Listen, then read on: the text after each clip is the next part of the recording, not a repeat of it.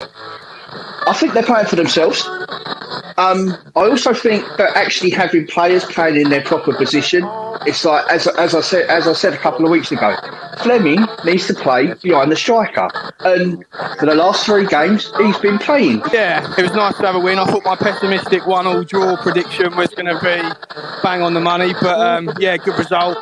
Nice to break that 7-month hoodoo. The 2 goals conceding away from home hoodoo as well. We had a wrap round on next. So yeah, that was me, mate. Yeah, he didn't. When he was standing there, he just like it was just he thought that it probably was going to go in, but when he took it, it's like what the fuck? What are you doing? I think there's been a lot of talk that we don't, or Rowett doesn't know what his best team is. Personally, and I know we've said about swapping Bradshaw and Afobe, but today is probably the closest to the best team that we've got available at the moment in that system. Hello and welcome to a live interactive Millwall fan show. We are joined obviously across Facebook and YouTube. Welcome to one and all for joining us. And remember, if you do want to get involved, we can see your comments coming up on our pages, and we will get your comments on live straight to the panel. Today, I'm lucky enough to have some great guests sitting on our first show on the panel. Obviously, I'm joined by some regulars, and obviously, I'm joined as well by a rival channel, another person who provides Millwall content. We'll put it like that rather than a rival. But I'm joined by the one and only Joe Zamba. Hello, fella. Hi, Mickey. How you doing? You all right? Yes, mate. All good. All good. I'm joined by the one and only TT. How you doing, fella? Good evening. Good Am evening, I the good rival evening. channel, by the way? Well, technically, and well, I suppose not, because we're not a YouTube channel. I've never been a rival on YouTube to anything. Yeah. Technically, I suppose. Technically, but no, we don't class you as rivals. We just think you're doing a really good job and you're successfully doing it. So, yeah, contrary to other people's beliefs. But there we go. We're also joined by Stephen. How you doing, fella? Yeah, good, Mickey. How are you? Excellent. I'm good. And last but by far no means least, Ben. How you doing, fella? Evening, chaps. Looking forward to the first live. Yeah, so am I. So it'll be a bit like what we do on the space. Going forward, once we figure out a few little bits and pieces, then people will be able to come on and then have their views and stuff like that, either by voice or by video. But we'll start with the way we need to go on, and I suppose realistically we need to speak about the one and only Zion Fleming. His first hat-trick in English football and his second hat-trick of his career. Let's start with you, TT. Thoughts on yesterday's game, standout points, and obviously the man himself. Well, he's fucking brilliant, isn't he? There's no getting around it. Every finish for the 3 goals that he scored, they all needed a quality touch to get him to the actual finish. Obviously the free kick, he's got a bit of luck, but the 2 around it, his determination is excellent. He's got when you can see a player that thinks quicker than the players around him, and he has that ability. It's just playing where he's playing in behind the striker is definitely his best position. And he's just, but we've got to give him chances. We've got to, it's no point in giving him the ball on the halfway line. He needs the ball in and around the box to make a difference. And if he does get that, then he looks like he's going to score goals. And, I don't like the people that have to go, well, we ain't missing Jed. We've got Zion Fleming. It would have been fantastic to have both of them in the team at the same time. But, and I know you've got talk about the fact that he's, is he our best signing ever? Well, it's far, far, far too premature to say that. But it's very, very promising what he's doing. And he just needs to continue getting in the right positions. Like I said, his touch is fantastic. His awareness of the game is really good. He just looks like a complete player. And the Bermondsey Bergkamp is the perfect name for him because it makes him... My big worry, and I was thinking about it yesterday when I was watching him, we sing the song that he hates West Ham. I am very concerned that he, next season he could end up in the Premier League if we don't get up. then he could end up finding himself playing for West Ham, and that would be an absolute tragedy. But to be fair, if we could get, his price tag's only going up. And overall, yesterday, the most important thing was that, well, two most important things. One, we had an intent. We had an attacking intent. We wanted to get goals. We wanted to get forward. And second of all, it wasn't working, and Rowett changed it earlier than he normally does. Instead of waiting for the last 10 minutes of a game for substitutions and formation changes, he made the changes quickly. And we'll talk about formation later, but he made the change. It worked. And, you've got to give him credit for that. So those were the two big things that I took out of that game. Yeah, no, I totally agree. Evening, Darren. Darren is one of the viewers who used to watch us when we did Friday Night Live. So welcome back, Darren. Hope you're well. No, I totally agree with you. And the question with Fleming, slightly different to how you put it, but we'll come on to that one in a bit later on in this hour show. So, Joe, your views on yesterday's game, and then I'll come to you next, Stephen, and then you, Ben. Go on, him. Yeah, I mean, it was a great performance, wasn't it? It wasn't a great performance from the first minute to the last minute, but you could call it a bit of tactical genius from Rowett. I know he doesn't get a lot of credit, but I give credit where credit's due. He saw something that wasn't quite clicking, and he went with the 3-5-2 formation, or the 3-4-1-2, whatever you want to call it, to sort of combat it, and it worked. I think at that point, we were in control. We still allowed Flo to play at number 10 role. The play seemed to sort of click and gel better. Malone made a difference when he came on that left side. And suddenly Bradshaw didn't look like he was isolated up front, did he? He had Bogie alongside him. And we just seemed to kind of click and gel a lot better. Go back to Zian Fleming, agree with what TT's saying. Great player. Will he be here over the next sort of couple of years? Who knows? But if we could get a couple of good seasons out of him and get a lot of money for him, when he does eventually leave us and goes to the Premiership, then you could say, fair play, cheers for everything you've done, and thanks for the money. Let's hope we get a good fee for him. Yeah, we'll come on to the money in a bit, because it'd be interesting to see what your views are on something on regarding that in a bit. So, Stephen, views of the game, mate, and obviously the wonder kid, what seems to be developing in front of our eyes, which is the one and only Fleming. I think on the performance, again, I think what Joe said, it's never going to be that we are on it from minute 1 to minute 90. But if you can have the majority of the game and you can kind of get your best players or your creative players involved, I think that's what we've potentially missed maybe in the whole game, and other games where we've come away thinking, we should have won that. I thought, again, middle two, again, just keep going from strength to strength. I think Billy Mitchell's pass, everyone's talking about Danny McNamara's cross and Fleming's finish, which was very, very good. Billy Mitchell's pass is the best pass that I've seen a Millwall player play in a long, long time. It was a whole team event, wasn't it? I mean, Billy picking Danny out and then literally laying it in front of the player, Danny cutting in, getting it, and literally knowing where that ball was going. He sticks it straight across the goal. And, like TT said, every goal what Fleming scored yesterday was pure class. And what he did is he managed to hold it off, turn, and then stick it straight in. For a kid what's so young, to have a football brain of what he's got, he's going to be unbelievable going forward. Absolutely. We are seeing a kid who's going to become a football genius at some point going forward, because he is superb. I think the big thing with him as well, coming away from the performance, but I think the big thing with Fleming is actually take away the sort of ability. I think the big thing is his mental attitude. He's played in the Ajax. He played for Ajax. Admittedly, it was reserves or youth, but you don't get into the Ajax academy and play with some of the players that he's played with and coach and been coached by if you don't have ability. He hasn't come to England. He hasn't come to Millwall. He made a thing and said, I was wanted. And that probably did help coming, being young, coming from his home country over to England.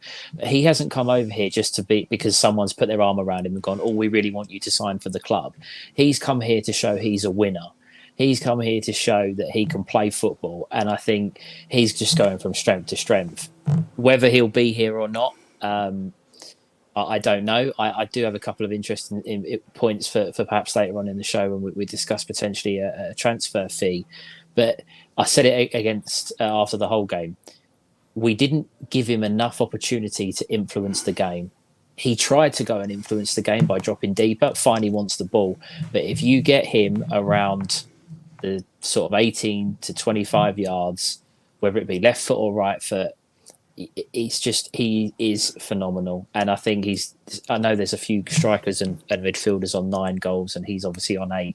I really, really can see him being right up there in the goal scoring charts in the Championship. And again, absolutely. And what else I can see coming, and I'll come to you next in a sec, Ben, is the other thing what I can see coming is that this year, I think it's not going to be a one-horse, or a one-horse race for player of the season. I think potentially we're going to have a few players what are going to be, battling against each other to become player of the season. So, we'll see where we go. We'll come to you, Ben. But the most important question to you before you tell us about the game and all that lot is: have you bought your half-season ticket now for your daughter or not? For anyone that doesn't know, I was messaging the guys halfway through, or they were messaging me saying if we'd won yesterday, it was my little one's first game, and if we'd won, I'd be getting her a season ticket. At 2-2, I was ready to walk out, and she was never going again, bless her. But yeah, I definitely will be, I think. She was fixed after yesterday. What's your views on the game yesterday? And also, what was your views on the game yesterday, but also taking your daughter for the first time and enjoying that moment with your daughter's first game? Yeah. Because that's got to be precious, isn't it? Incredible. I've got a nice video of me and her walking up the steps and her getting to the top, and she shouts football. I actually played at the Den last year. We hired out the pitch for my dad's birthday, so she thought she was allowed to get on the pitch, and she kept asking if she could. And I said only when we score was she allowed to get on the pitch. No, I'm joking. I'm not teaching her that just yet. But yeah, an amazing memory to be there with my dad as well. So happy granddad, happy dad, happy daughter. So yeah, great day. Performance itself. We talk about Fleming. That first goal again. His first touch. The ball from, I think it was Danny Mack. It might not have been, but whoever played the ball into him, it was behind him. For him to get it so close to him. Oh no! What the first goal? The first goal was Vogslammer. Vogslammer put it in, and he brought it down. That ball where he brought it down. Yeah. That was. But it was to kill it straight away, Mickey, and it just allowed him to get on it, and then not only to get on it and beat 3 players and slot it in. It was just unbelievable. Rowett mentioned a couple of things, and he was pretty much spot on. And he just mentioned about our desire and our belief when we got on the ball yesterday. And we were the heart of all of our problems, and our problems being just giving it away so easily and letting Preston get into the game. Their captain, Alan Brown, he looks a really good player. Ched Evans was dangerous, but it was all from us when we got on the ball and went backwards and ultimately didn't have belief or desire going forward where we wanted to be a bit more, just pressing and a bit quicker with it. And we just brought all the problems onto ourselves. They didn't really deserve to get back into it, I didn't think. But then I thought we were quite lucky to be 2-0 up at that time. Then we had to kind of defend well. Ched Evans, as I say, he bullied Creswell for a long time. And I actually thought we needed to make a bit of a tactical switch and move Cooper onto him. But we obviously changed the formation to the second half. But yeah, again, Rowett said that Evans was unplayable for 60 minutes, and he really was. His movement was unbelievable. Our final third delivery was shocking at times. We kept getting into good positions. I know we spoke about Danny Mack kind of pre-show. He struggled first half. So did Murray Wallace down the left. Honeyman did. Every time we got in a good position, we just gave it away badly and just didn't make the right decision. But look, ultimately, great result. And in the second half, we did all those things that he wanted to. Again, Rowett mentioned that he gave the guys a bit of a volley at half-time and said that we needed to be a bit braver. And that showed. The formation change, we've already mentioned it. I think he's not going to get the credit he deserved, but we needed to do that. Bringing Malone on again, I thought was good. We could have brought Styles on. My dad said, why haven't we done that? And it just shored things up down that left-hand side because they only looked dangerous by getting wide and getting crosses in. And we were getting a bit outnumbered down the flank. So, yeah, look, in the end, a great performance to score 4 goals against. I think they were the best defensive record in the EFL as of yesterday. Yeah, no one would have seen it coming. So I think they conceded 13 goals or something. Was it 16 goals or something out of their game? So yeah. So yeah, great away performance. Really great day with the little one. Yeah, happy day all round. Really. No, that's it. I think Barry. I think it's a little bit too early, but you know, there's definitely writing on the wall there, and I totally agree with that comment. We've said it as a show all the time. Jed, who you know, people who came out publicly and said we're never ever going to be able to replace him. Well, I think we might just have replaced him with someone who's probably a step up rather than Jed. I think we'll come back to this because this falls in with a question for later on. But yeah, I would probably agree that, and probably a little bit more, to be fair. I think it's a class investment for Millwall, and I don't think they will do it. But this one, Dave Clark leads us nicely on to the next question, I suppose, on there. But let's come on to the summer signings who we've done. How do you rate? We'll start with you, Joe. How do you rate the summer signings so far? Leaving Fleming out for now, and we'll come back to him in a bit later on. But how do you rate the likes of Honeyman, Vlog, etc., Cresswell, Shackleton? How do you rate him in performance order, shall we say? Well, I think, going back to the very, very start in the summer, when you look at the transfer dealings within the summer, I think we were all quite delighted. We were all quite happy with the players we brought in, the quality of the players we brought in. I think they all made a bit of an impact at the beginning, and we were all quite pleased with what we saw. But then a few of them sort of fell sort of off the sidelines a little bit. Look at Cresswell, he had a couple of dodgy games without the team. Honeyman sort of struggled a little bit at times. Shackleton again was kind of in and out. People question whether Boggy should be playing up front on the right, and you don't, not saying you have doubts, but you do start questioning a little bit about the players, and are they the right players, and are they suited to the formation? But then the last sort of few games, we see a big turnaround since Rout's gone to the back four. And Hutch getting injured, Cresswell's come in alongside Cooper. He looks, a different player. He looks energised. He looks up for it. He looks like he's got something to prove.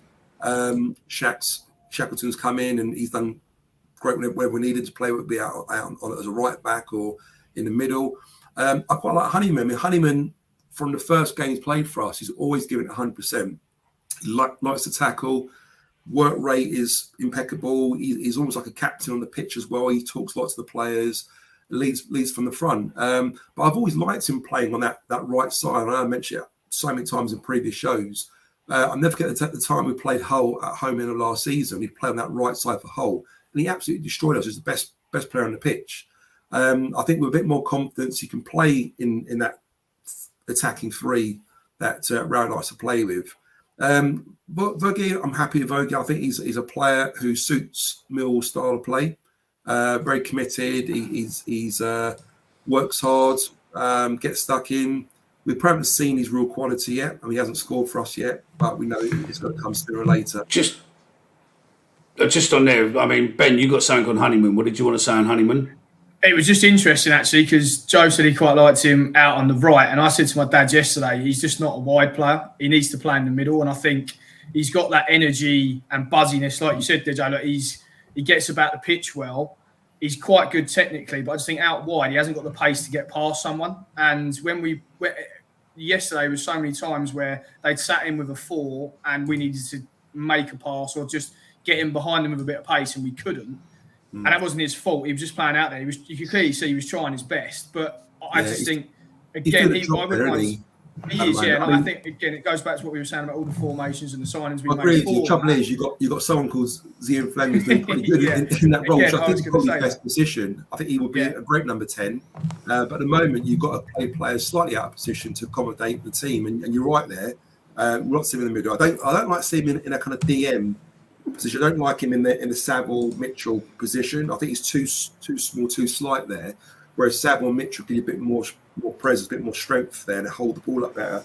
But definitely anywhere across the attacking three. And let's be honest, when you're playing the 4-2-3-1 formation, you're not really wingers. Those three attacking midfielders, somehow their job is to link up with the forward and make diagonal runs and get involved in that and let your fullbacks bomb forward. So as long as I would say that they're not really out and out wingers, but he can do a job there. I think he's quite good across there.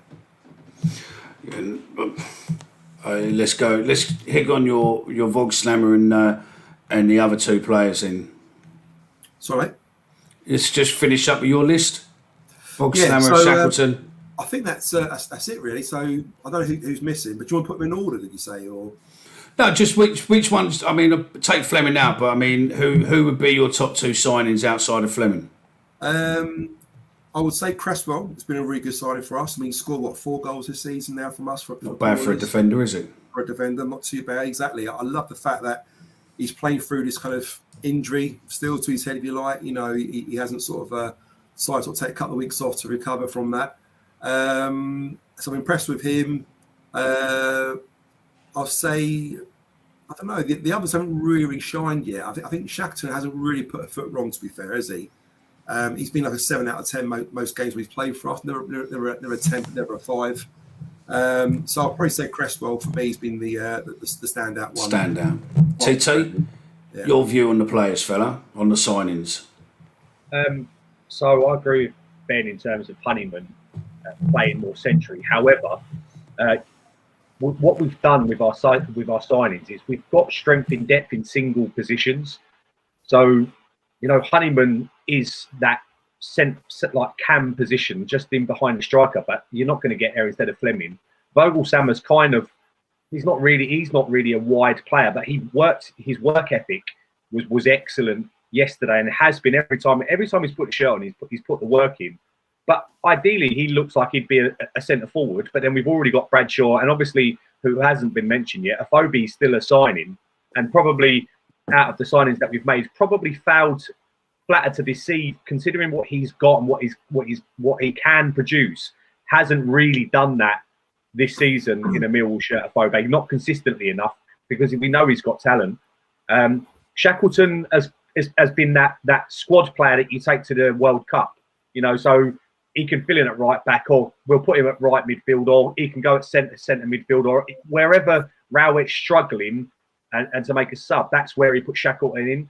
What I think the player that really epitomises the rest of them, really, as all of them have done. You know, we talk about Millwall players and players that can play at the Den or play with the shirt. All of them give 100%, and it's epitomised by Cresswell. Cresswell is a all or nothing kind of player. He you know, he's the kind of player that's going to make mistakes because he's going for the ball. He's going to be rash sometimes. His distribution is not as good as I thought it would be coming from the Leeds Academy.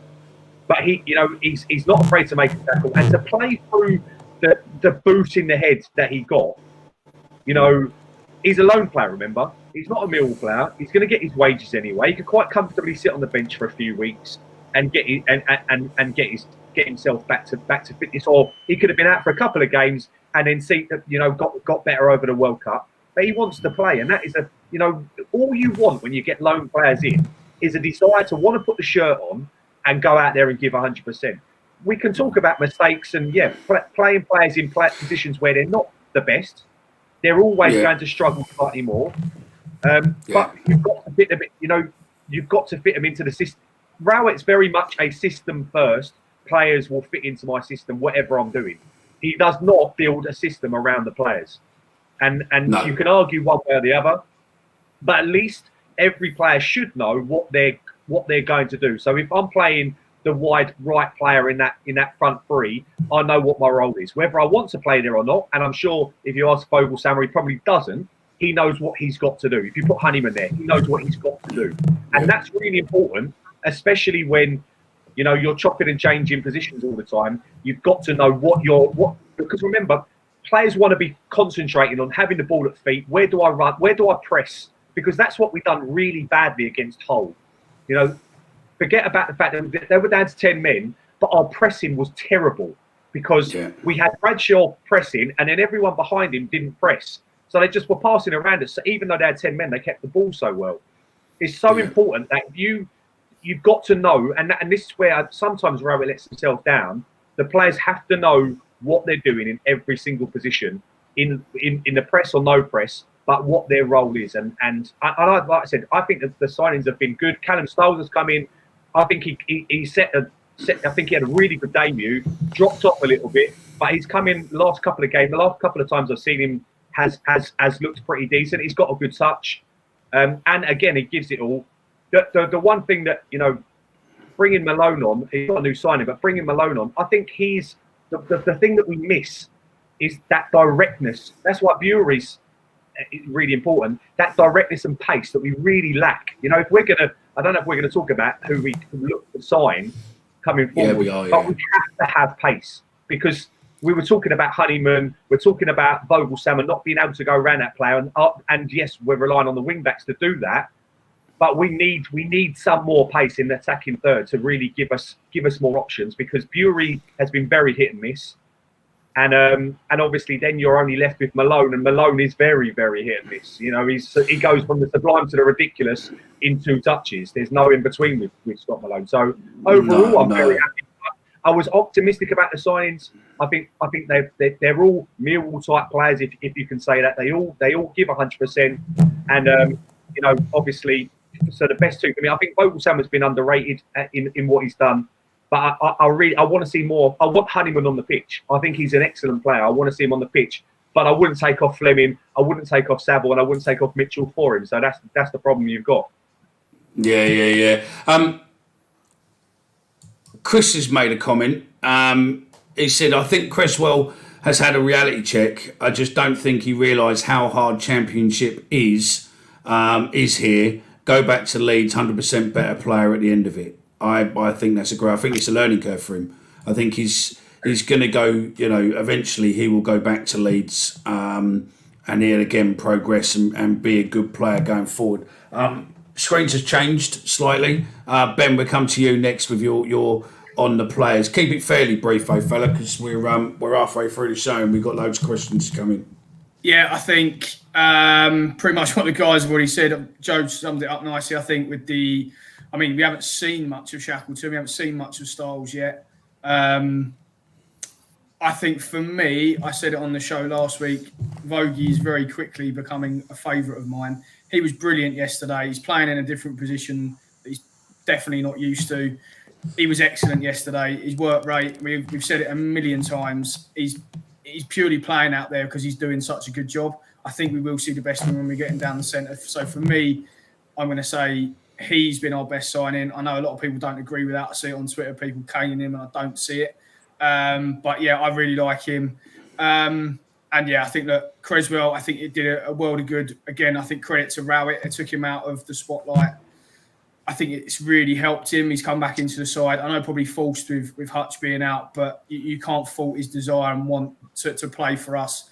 He gave it full beans when he scored yesterday. I think. And with a header. And with a header with the bandage on as well. So he's you can't question his commitment. Stephen, your quick ratings, and then I've got a couple of questions coming in from the fans. So we'll put these to you. I actually think that the transfer window, and this is going to sound like a really strange comment, but I actually think it's been quite a bit of a strange decision from Rowett, because Rowett brought in players to play a different system to what we're playing at the moment. So if you're rating the transfer window, we're rating this on how we were playing because he was playing a system to get these players in, and honestly, that was quite poor. The three centre backs and the wing backs. So all these players were brought in to play one way, and now we're playing a different way. So would we have signed the same players that we have if we were going to go into the system playing 4-2-3-1? I don't think so. I think we've brought in a few too many midfielders because to cover for doing some long sort of legwork in midfield, and now we've only really got the two. So Cresswell, great. I think as we said, lone player and giving it all for the shirt, but we haven't seen enough of the players. Callum Styles, we haven't seen enough of George Honeyman really, or Shackleton, because they can't get a game because we're not playing the system that they were brought into play. So I think it's quite hard to actually give anyone a rating. Fleming aside, Cresswell, is probably my number one, and Voggy is a close second. I really think, and Rowett said it yesterday, he is one goal away from his confidence going through the roof, and looking a much better player, more better than what he is. Yeah, no, absolutely. I think I agree with that completely. I mean, we move on to the transfer side of it to a degree. Is in coming in. What do we need? I mean, there's two questions. I suppose we'll go with the first question with MFC 1885. Within obviously our budget, will we find a better striker than Bradshaw, Phobia, or Vogslammer in January?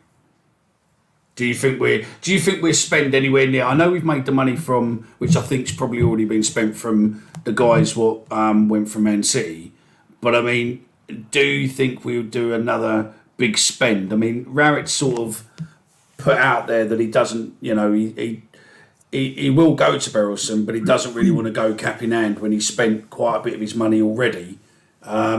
Is there someone out there you think we could find? Possibly not in England, maybe European. I'm very, very surprised if there's any more money left to buy a player. And let's be honest, you need a bit of dough to get someone decent to make a difference for our team. Unless you get someone on a free or cheap, someone whose contract's running out in the summer maybe. Otherwise, it'll be a loan. The only trouble is, how many loans do you allow? Is it 5? Is it in a season? I mean, you think about who we've got on loan at the moment. We've got. I think it's capped to the squad, isn't it, Joe? I think so. I think you're allowed more than. I think you're only allowed 5 in the squad. I think. So you've got Shackleton. As in playing the first team, you mean? Yeah, I think as in the match day 11 plus subs. I think you're only allowed 5. I thought there's a limit, and there's a certain amount you could play in one. It might be the same. It might be 5 as well. But that might mean, let's say for example, I'm saying that we can't bring more loan players unless we let a loan player go. I mean, trouble you've got Styles in there, you've got Cresswell, you've got Shackleton. Technically, I mean, 5 players. Is it 5 players you're allowed? Yeah. While clubs in the Championship can have 5 players on loan at one time, Premier League sides can only have 2 loan players. So in which case, I think we've got allowance to bring out another loan player, haven't we? I would say. I mean, technically, we probably need two signings. I mean, I don't want to sort of jump to the next question too soon, but you're probably looking at a decent forward and a decent winger with a bit of pace. I do feel we're crying out for a sort of target man up front at the moment. I mean, ideally, you want someone who can do everything. You want someone who's got pace, who's a target man, who can hold the ball up, can score goals. But, to get that sort of play, you're talking millions of pounds, in your course, But if we did a loan sign for a good young Premiership player who's not getting first team football, that would be a perfect opportunity to bring someone in at the moment. You sort of lead into Chris's question there, I suppose, as well. Is how many players do you think we need in January, and what positions are most important in? I've already answered that one with a winger and a forward, but I don't know what the rest of the panel think or what you guys think. Saying a forward is always difficult. Saying a forward is always difficult because, I think to play in the system we play, we need a target man, but that's why I'm not sure why Vogelsammer isn't playing centrally, because I think he gives you that. So I think he would be, it sounds stupid, but he would be like a signing if we played him as a centre forward rather than out wide. But he is doing well out wide because we don't have another option out wide. So that's where I definitely think we need to strengthen. We need more strength in depth. If you're going to play the 4-2-3-1 or have the ability to play the 4-2-3-1, you need just to have that bit of pace. But it's not easy. It's not easy to find someone within the budget that we're going to be spending. What I would personally do, I'd look to our youth team. They're playing really well. I don't think we do this enough. Danny McNamara and Billy Mitchell came into the squad because we were struggling to buy players at the time. We really, really did we were under the cosh. And I think that we, looking at how we're under 23s, Tom Lee's banging in goals in and it's a different level, don't get me wrong, but you're never going to find out how good they are if they're not at least training within the first team squad. And that should be if they should be doing that to see if they're good enough. And we look really good at that level. So I would personally, I'd look to promote a couple of the players. Nana Boateng's done well when he's Topoloy. I wouldn't have got rid of. I'd have kept him in and around the squad, because you're only going to find out if they're good enough if they play. And then if you're going to break the bank, you go for someone like Hoskins, who's the League 2 top goal scorer. if you're going to spend 2 or 3 million and have a punt like that. But then every other Championship squad, every other with far better budgets than us are going to be in competition. And then it's, do they want to come to Millwall? That's the problem, because not only are we might be able to reap the transfer fee, but we're never going to be able to match the wages. And that's that's the problem. But let's not our recruitment. We've look at the money we spent on Zian Fleming. We've got 1.7 million.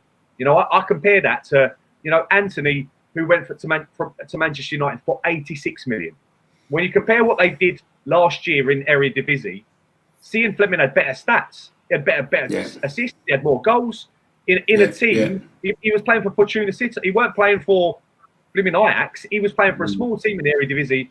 And don't get me wrong, there's no direct translation from players that play in the Eredivisie and then go further. But I think Fleming's pretty much the same age as Anthony, and we're talking 86 million to 1.7 million. Now we got Fleming at Steel. We got Fleming at Steel. He's definitely going to go for double-digit million when we do sell him on. I have no doubt about that. But we have to be very careful how we recruit. And to be fair, we've done well with Vogel Sammer. Didn't cost us much. Did he come in on a free? Vogel Sammer, I think he did, didn't he? He was on a free, wasn't he? Yeah, I think he was, yeah. And so, and Fleming, we haven't spent much money, but we've recruited well. So hopefully our recruitment, it continues the way it has done. And we find these little gems, because that's where because we don't have the money to spend compared to the teams around us. So let's not beat around the bush. That's fact. Millwall, it's fact. We can only get paid the wages that we have. That doesn't mean we can't compete. But I totally. Careful where we spend the money. You don't want to go out and spend the money £3 or £4 million on a player who doesn't really want to play for us and comes in and we can't afford to waste that money. We don't have the ability to do what other teams around us do. No, I totally agree. I mean, Stephen, before I come to you or Ben, one sec, we bring a regular guy on our normal shows. He's blank at the minute because he's recovering from a serious knee operation. But chaps, what do you want to say, fella? Good evening, everyone. And we're not going for your Coventry super guy who's going to be about 12-13 million pound, mate. So What, Gyökeres? That's it. That's the name. Best player in the league, mate, for me. Unbelievable. Yeah. Not that we've got a sniff in.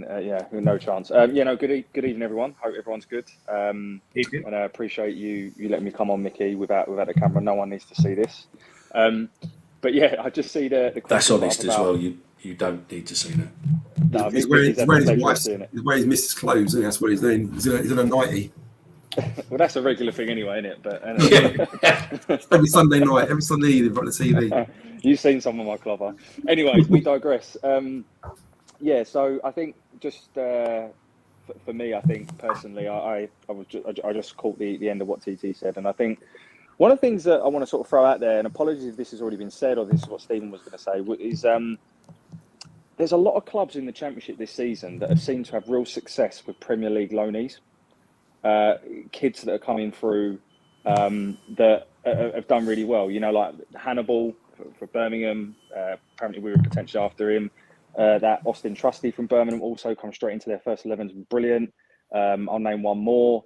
There's Keenan Davies as well. I thought you were going to mention him. Well, we all know I'm a bit of a fan of him. But yeah, he's another one. But Ethan Laird at QPR. There's loads, right? And we come a bit unstuck last season, wasn't it, when we tried to get Parrott and it just didn't work out. But is that a market we could play into potentially in January? Strong possibility. I mean, throw that back to the panel. I mean, Stephen, we'll bring you on that one, and then obviously you can go with your points. I mean, what's your views on what Chris has just said?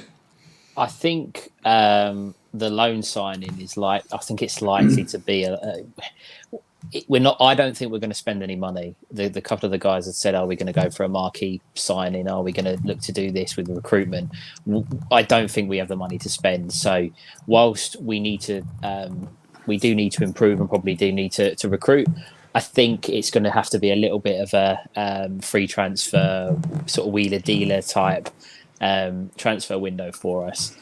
I'm not against having a player on loan from the Premier League. If you're going to get a striker I think you've got to go. There's two ways you've got to go with it. You've either got to get a young kid who's really hungry to come in and prove himself at first team level, or if you're going to go down for an experienced striker that's perhaps out of favour at a Premier League club, you have to be getting him on a deal that favours the club. So with an option to buy at the end of the season, because if you go out and sign a loan player that's out of favour, i.e. Chris Wood, we all know what happened with Chris Wood a few years ago, and you don't have the option. We were never going to sign him. No, but I don't know if you know this, but our scouts went to see Chris Wood 22 times. Oh, yeah, no, I totally agree. And then when we put a bid in, it was already made sure that bid was only there to make another team basically pick up their game and go for him. We were never... But we had no chance of getting him. If we'd have signed him in the summer for the 350,000 that the club wanted in the first place, then none of who knows what would have happened. But if you're going to do that, if you're going to go for an experienced striker, it needs to favour the club. I think a loan signing would be fine, but it has to benefit us. It can't be he has to play X amount of games, otherwise there's a compensation like the rumours with Cresswell. It has to benefit us. Taking it back to where I think are the stronger or the positions that we need to fill. I've said this for weeks, sort of broken record. We need a winger. We are crying out for another winger at the club. Yes, I agree. I think with TT, he said, Nana Boateng and some of the younger players in the 21s, but we have to find someone with a bit of pace to play on that right-hand side. I think Bury, again, can do a job for the rest of the season in terms of having that impact, that being that impact player, but we need an out-and-out winger. But where I'm going to sort of go a little bit off the radar with what everyone's saying, I actually think we really do need another defender. I think we really need another centre-back because I love Sean Hutchinson, but his injury record now is really starting to... He plays for a couple of games, he's out for a couple of games, and we've got the luxury of the World Cup to bring him back fit, but we've only got Cooper and Cresswell really in the first team that can play at centre-back. You have got Murray Wallace, but then that would alter everything that we're doing at the moment with Wallace playing really well at left back. I wouldn't want to change that. I think we're crying out for a centre back. I thought Malone's doing reasonably well since he's gone back to the back four. I think he's played pretty good at left back. Do you not think so? I wouldn't want to have, for argument's sake, if Cresswell goes back to Leeds and Hutchinson's injured, that means you've got Jake Cooper, Murray Wallace and Scott Malone playing in the team with no defensive cover at all on the bench. I know Ryan Leonard can fill in there, George Evans can fill in there, but even more importantly, a right-footed player as well, because I think they're all left-footers, aren't they? Malone. Yeah, exactly. Yeah. So whilst Malone can play at left back and we can make it work, you're then thin on the ground. And you're leaving yourself exposed to, if we have any problems, we haven't really... You are then forced to then... a youngster has to come in. I think Alex Mitchell, getting him out on loan was the right thing to do. I think he's had brilliant reviews in Scotland, much like Danny McNamara did when he went up there. So great, fantastic. We'll have him back next summer, leave him there, let him do what he's doing. But I think that unless... And we can't unless there's a magic wand that can guarantee that Sean Hutchinson is going to be able to play, 70-80% of the games, and that does give us, strength in depth. I really think we do need to be getting a defender in. Ben, your thoughts, fella. Be brief if you can. Hopefully, others have already picked up on it because we are running up towards. So yeah, we've got about 20 minutes left or so. So we get you and Chris in, but there are some points coming in, by the way. What seem to be agreeing with you. I mean, Cardi says winger definitely needed. Styles and Shackleton will get far less game time in a 4-2-3-1, I'd imagine. Should get Fleming to teach a phobia how to shoot properly. Yeah, there we go. As you can see, we are uncensored. We will get your comments in. The only thing we won't do is slander anyone, and I think that's perfectly safe there for slander. But a question for you, Ben, as well, I suppose, there is... there's a name for you. I mean, I don't know what people's views are. Is it Madji Vidra? Championship. Vidra. Yeah, Vidra. Championship top scorer under out a few years ago. Currently a free agent, but recovering from an injury, but apparently back fit around January. Ben, your thoughts, mate? I think if this fits in with what my answer was going to be anyway, I think it's almost certain that we aren't going to spend any money, and I'd be amazed if we get a striker in with a Phobie, Bradshaw, Voggy who can play there, Bennett if we really needed to. I just don't see it happening unless one of those leaves, and I think the only one that might leave with the game time he's currently getting is a Phobie. He's probably going to be our biggest earner, or one of. I know he's a free agent in the summer, so again, it might be a case of if we get rid of him, we might look to do a like for like with a shorter term 6-month deal, get Matt Smith back, as Stephen said last week, something like that. So we're not going to almost guaranteed. I don't think we're going to get a striker. Where we need to strengthen, I think we've said it again a million times, it needs to be a winger. One thing I think it does highlight, and just the game time that he's currently getting, is Rowett clearly doesn't fancy Tyler Bury. He clearly doesn't fancy him.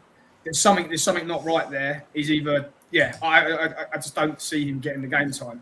I think with Rowett defending Rowett there slightly, I think he just sees what we all see, don't we? Really, I mean, he's a talented player, but he's such a frustrating player to watch sometimes, especially what you see what he does off the ball. He's not too bad on the ball, but off the ball, his positioning sense, he doesn't really work hard. He doesn't really win his tackles, you know.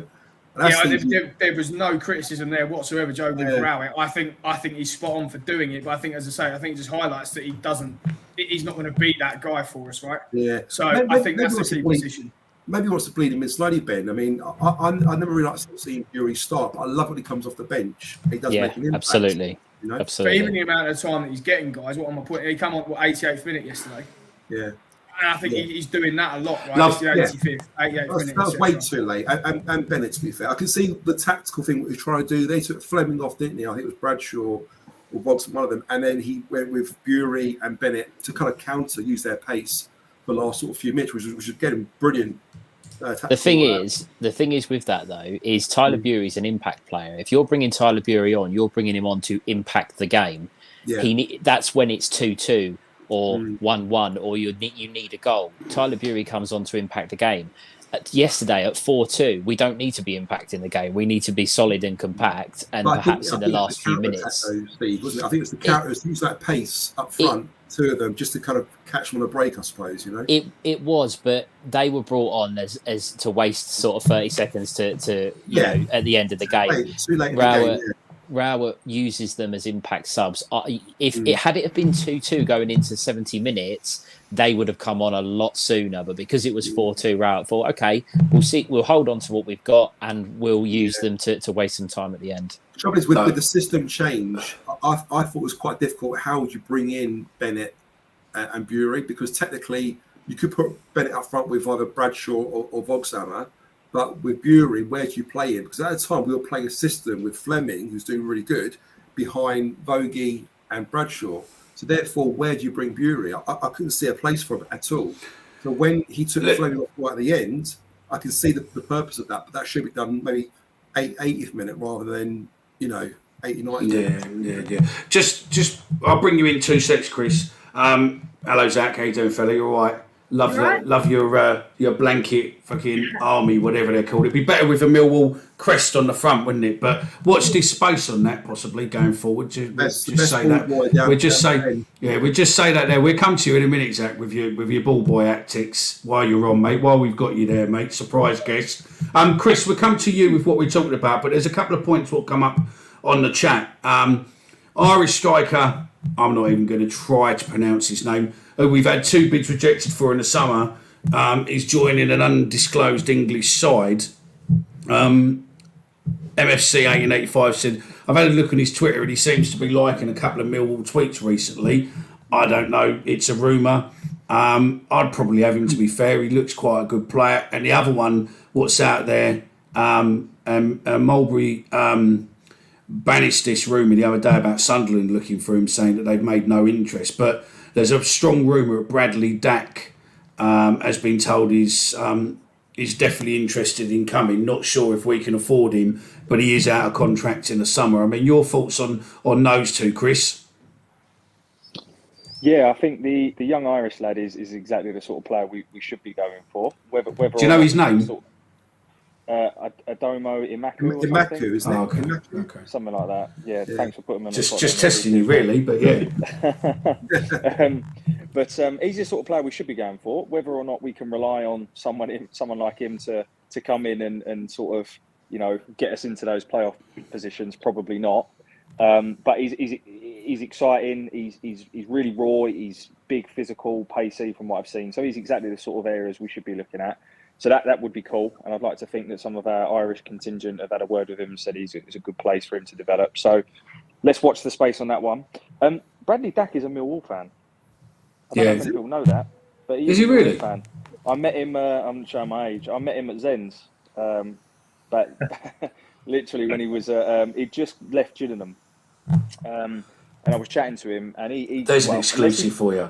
Unless he told me this because it's what I wanted to hear, I don't know. But and he went to the same school I did growing up, so it wouldn't surprise me in the slightest. But I don't know. I mean, he's quite settled up north with his missus, isn't he? So I don't know. But I'd have Bradley Dack. He's probably not the same player. He's had more knee injuries and operations than I have, so he's probably not the same player that he was. But fucking hell, that's saying something, that is, isn't it? But Vidra's one that interests me because he'd be a gamble, of course. You know, huge injury, and it's a bit like Dwight Gale. We know that Dwight Gale has been at this division. He has been top scorer multiple times, and he's been quality. You know, he's been fantastic. But this season, he's been caught offside more times than he's had shots on target. So sometimes it's just not the right move. But Vidra could be one. If we've not got much money, it's a low risk deal, pay as you play. He knows Rowett knows how to get the best out of him. Who knows? But I think what I will say, just to sort of finalise my point, is for me, my sort of wish list would be a right winger with pace and a mobile target man. So I know we missed out on Ellis Sims in the summer, but someone like him, he knows where the back of the net is.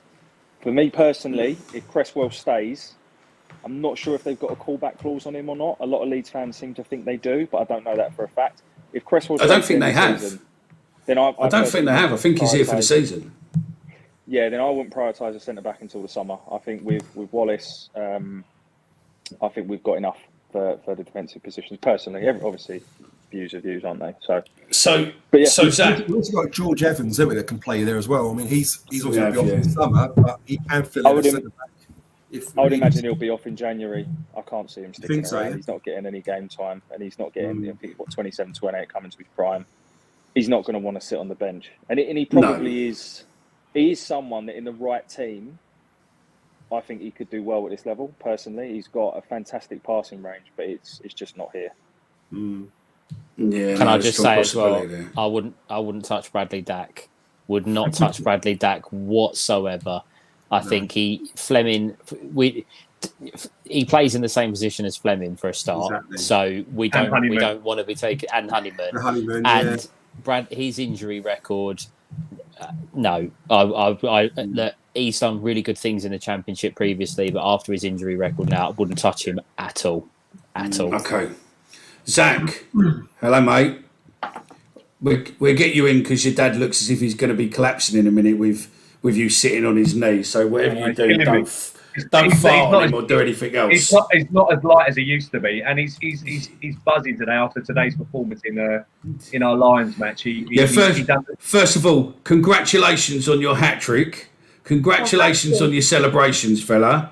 And celebration. You know, show us. That's it. Right. We need to know the inside story with you being the most Millwall ball boy we've seen at the ground for years. Were you coached by your dad before going on to the ball boy duties of what to do and what not to do, as in like holding up playing stuff? But how was it? And you've been quite controversial recently, haven't you? Or you've been across social media, shall we say, recently. Yeah. How's your fame? And are the girls all over you over it? Well, I would say, I mean, Dad did say before my first match with Ball Boy, he said that if we're winning, delay time, and if we're losing, just speed it up. But because I care so much about the club, I feel like what I did with Cresswell and what I've done in the past as a Millwall ball boy, I feel like it's just because I care about the club so much.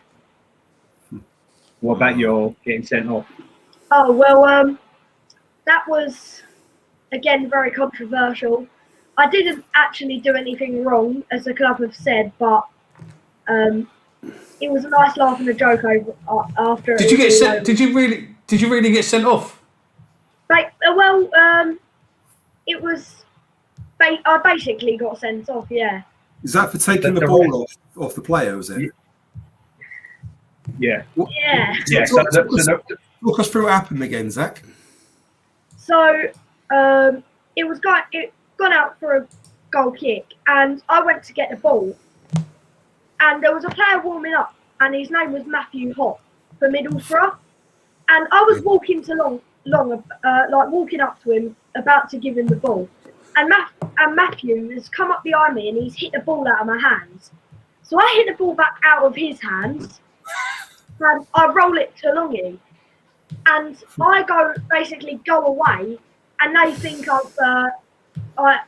I've done a rude gesture, which I most definitely did not do. But yeah, that's what happened. Legend, absolute legend of the ball boy era. You could well be the first Millwall legend that I've ever heard of. So yeah, I'm quite happy to vote that and say yeah, you are a Millwall legend for that. That's a cracking bit of play. But listen, just we are coming up towards the end, and I throw this question out to the panel before we finish up, because it is only an hour or so. So yeah, if we go just over, that's fine. But yesterday, the fucking steward with Fleming's ball. What the was that all about? I have to watch my language now. Zach's watching, but yeah. So I mean, Zach, you've got to obviously shake your head. We'll go to you first, and then you, TT. But I mean, your thoughts on that? I mean, that was just ridiculous stewarding, really, wasn't it? Yeah. With the steward, I think he was absolutely in the wrong there. I think Zian Fleming has gone to get his match ball that he rightly deserved, and the steward has thrown it over his head for no apparent reason. And it was just, I think it was utterly stupid from the steward. I think it's typical. It kind of sums up what happens, you know, as a Millwall fan. And you go up north and you just get that kind of attitude. Because easy, Mick. There's, to be fair, Malone has not helped him, because Malone's taken the ball out of Fleming's hand and then booted it away. And then it's like, basically go and get your ball. And then it's dropped to the steward, who's, looks like his whole life has led to this moment where he can throw the ball over Zian Fleming's head. And then the other steward that had it held on to it for a little while before he rolls it back. And you just think, he's petty. But, that it happens all the time. We had it at Huddersfield, where we've gone to, we sit right down the front normally when we go away, so he can see that people don't stand up. And a steward stands right in front of us.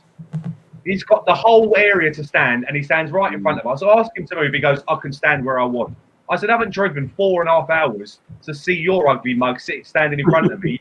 Move out the way. And he just would not do it. So he has to kind of go either side of him. Yeah, it was just standing right in the middle. So he was standing in between the corner flag and the goal, and we were like, what the hell are you doing, mate? But there's a saying we have, and I believe it's no one likes us, we don't care. So absolutely there. I mean, Joe, what did you think of the stewards' shenanigans yesterday? I think it's a bit. What's the word that you use these days? Zach, it's salty.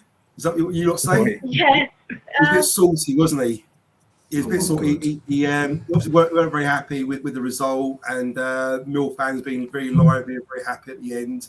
I mean, it was a celebration at the end, wasn't it? And I think Malone was trying to kick the ball to the Mill fans to try and encourage Zian to get close to the fans and celebrate. But obviously, the steward took offence to it, and as TT said, the other guy hanged for it a bit too long, didn't he? But it's all good. He got the last laugh at the end, didn't he? He got his ball and he got his that's it. Ben, you were there. I mean, nothing more to me. Nothing more to be said. Hopefully, you gave to Stewart dog shit abuse, didn't you? Come on. Yeah, Don't say that. You didn't do that. No, I didn't. You asked him to give the ball back. Yeah, exactly. Very politely asked if he could get the ball. Did you throw your 3-year-old daughter as a midfield? Yeah. Took a long throw. Took one of Fleming's throw-ins at him. I mean, what's he doing? If he knew, the only thing I would say is you don't actually see the ball kind of go to the steward. So I don't know if it hit him and he picked it up and just thought he had no idea what was going on. But I think he was just being a twat. Sorry, Jack. Yeah. What's he doing? Stephen? Just petty. I think I've had incidents away from home, much like probably the guys in here, that stewards do crazy things. Millwall are a club that's easily targeted with certain things, and I think stewards kind of think that they can get away with it. Or if something happens on the back of it, it's Millwall. So the story focuses on us as a club and us as a fan base rather than the actions of the steward.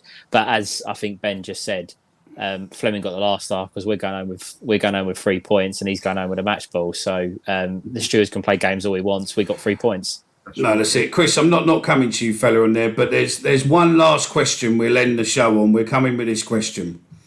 Any thoughts on Long and Bart? Long makes too many mistakes for my liking. Whoever wants to come in first, come in.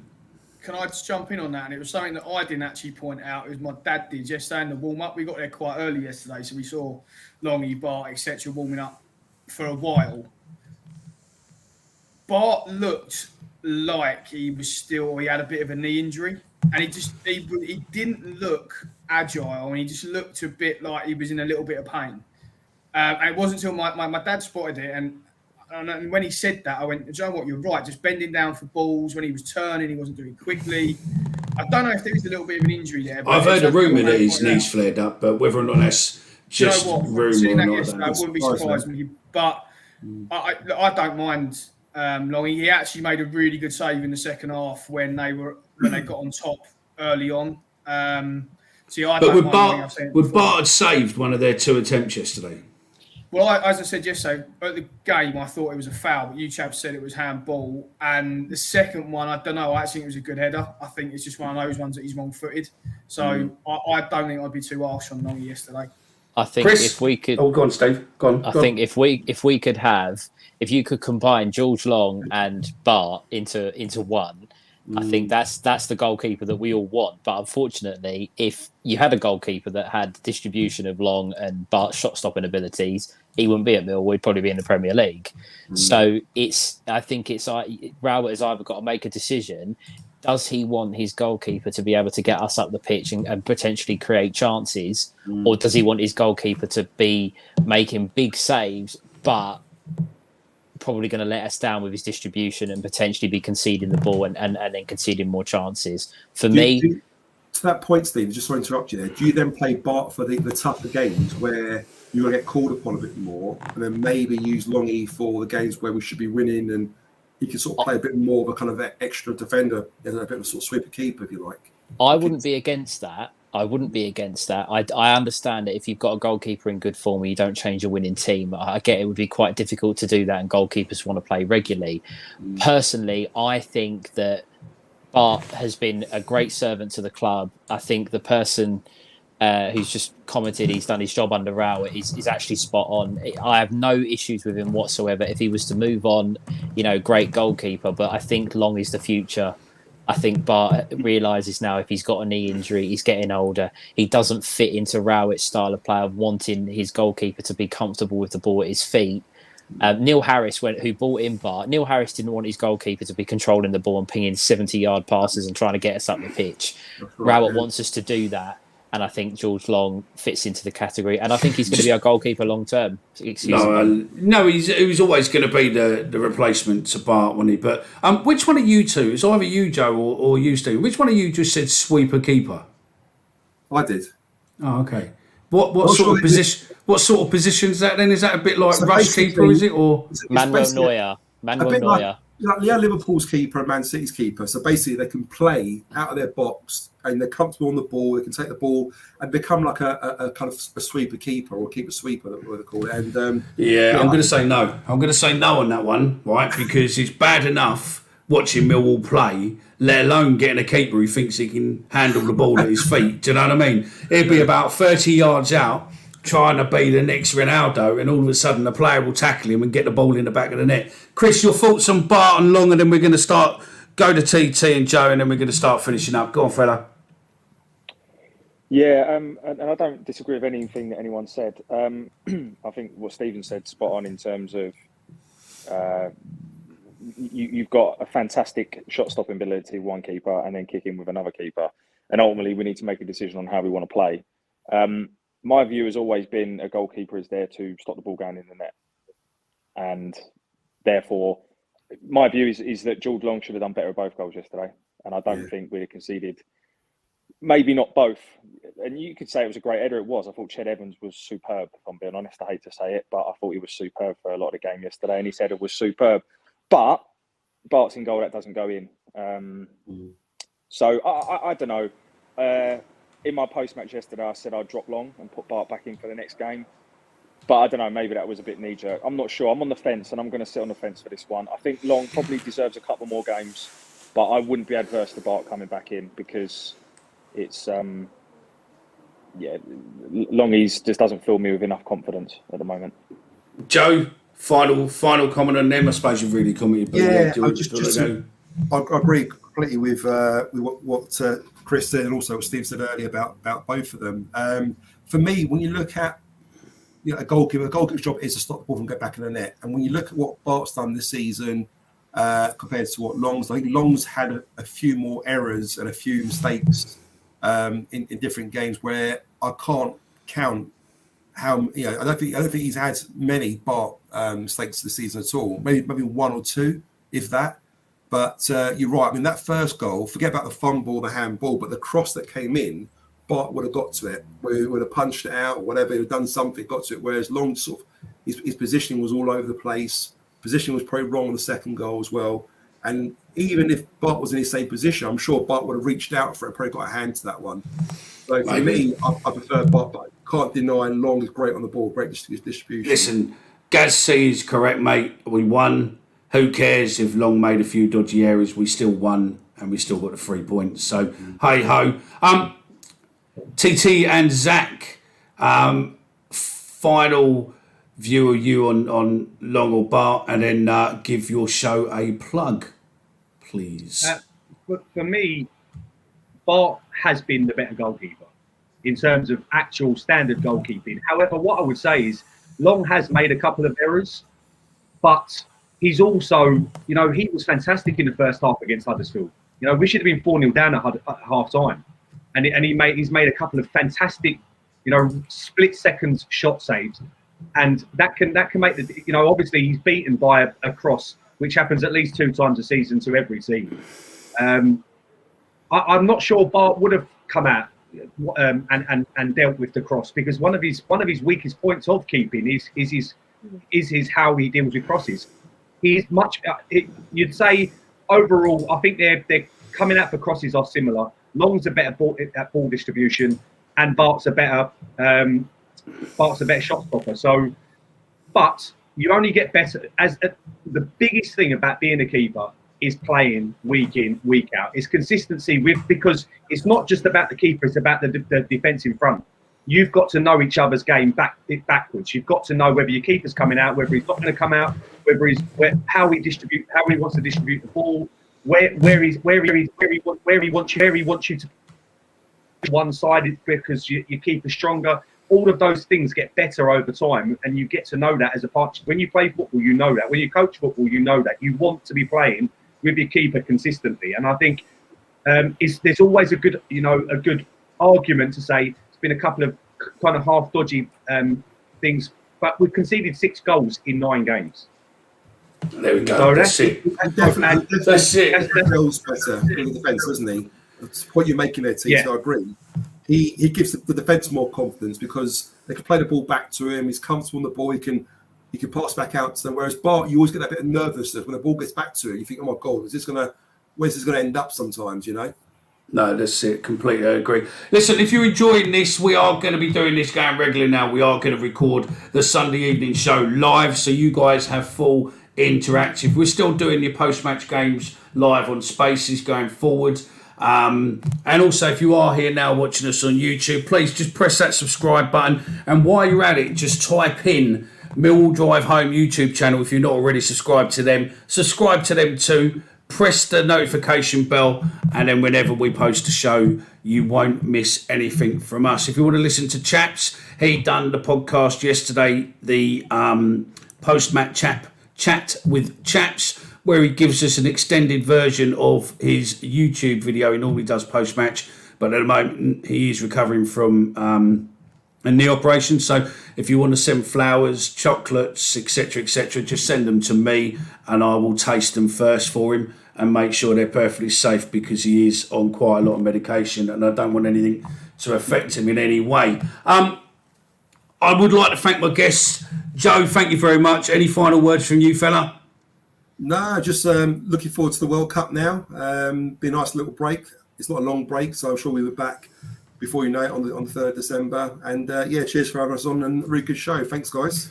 We're back before the 3rd of December, mate. We're back on the 26th of November, where we take on, it is the 3rd of November we take on Sunderland. 26th of November is when we've got the foreign team. I can't think of the name of them at the moment. Was there. Bromby, that's it. At the Den. TT and Zach, thank you very much for joining us, especially as it's a school night tomorrow. Any final words, fella? Can't beat it. It's been a perfect weekend. You know, Zian Fleming hat-trick, 3 points. Zach got a hat-trick. We're top of our league. Perfect. And England won the cricket. Perfect. Yeah, exactly. Do you know what? We just managed to see it. If it had gone to the last over, we'd have had to go to our game. So well done, Sir Benjamin Stokes. Give him a night. No. That's it. And Russell Lewis got a 1-2 in the Grand Prix. In the exactly. We just watched that as well.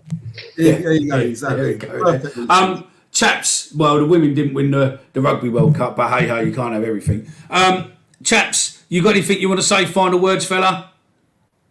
No, thanks for having me on, and I think this is a really, really good format, so looking forward to doing a few more of these. But thanks, Mickey, and thanks, everyone. No problem. Ben? Yeah, great to chat, guys. Great show. Really enjoyed it. Perfect weekend, as we said, taking little one to her first game. She is now the lucky mascot, not me and Stephen anymore. So I will be getting her to as many games as I can. Excellent. Stephen, any final words, fella? Just one thing. Zian Fleming is the future of Millwall Football Club. He's either going to bring us a huge transfer fee and we'll be able to invest, or he's taken us to the Premier League. So I agree. I agree with that. Just before we go, because obviously the most important part of being an interactive show is getting on people's comments, and obviously we are uncensored, unedited. This will be going out completely unedited. So Gaz C says, if a keeper makes an error, it gets highlighted. How many misplaced passes has the rest of the team made? Longy will do for now. Millwall 1885. Even Millwall fans in their 60s and 70s think Bart is our best keeper ever. That says it all. Wow. I don't know if Brian King would probably agree with you on that one, but I'll have to get him on soon and see what his views are on it. Ollie, I'd buy Southwood from Reading. That's one for us to go and research up on if Bart wanted to go. And obviously, good show. Thank you very much for getting involved. Thanks for Big. You know you are. And as I said before, mate, DMs are always open if you want to get in touch. Thank you very much for taking time out of your Sunday evening. Hopefully you've liked it. This will only get better and better, hopefully. And it can only do that by having you guys listening and getting involved. So if you do want to get involved, drop us a DM. More than happy to bring you on video for next week's show. It is the live format. Thank you very much for joining. This will be out as a pod in the morning. Goodbye.